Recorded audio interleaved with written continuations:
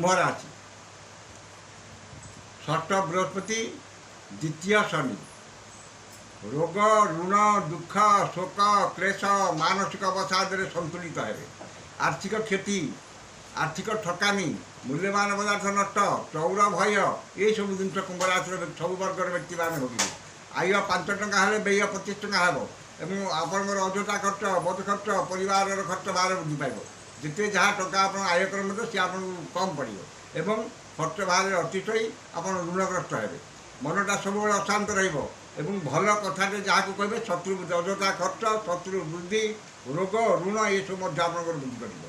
एवं आपणकर सबु वर्गर व्यक्ति माने कुंभ राशि सबु वर्गर व्यक्ति माने ये फलटी पाइबे व्यवसाय माने व्यवसाय जहाँ आय करेंगे ताठार अधिक खर्च हो व्यवसाय मांदावस्था लगी रही आप ऋण करने को पड़ पाए कर्मजीवी मानकर कर्म जिते कम कम कले कर्मटी कहार पसंद योग्य हे ना और समस्त अजथा कर्मस्थान में समस्त शत्रुता समस्त शत्रु वृद्धि घटव और सहकर्मी विरोधर सम्मुखीन हे जो मानकर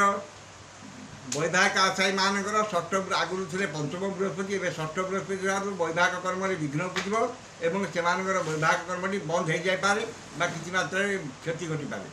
प्रेम व्यक्ति मानकर प्रेम भट्टा हे से ब्रेकअप हो जाए तेणुक कुंभ राशि सब व्यक्ति माने द्वितीय शनि षष्ठ बृहस्पति हेतु शारीरिक पीड़ा मानसिक अशांति शत्रु वृद्धि अजथा खर्च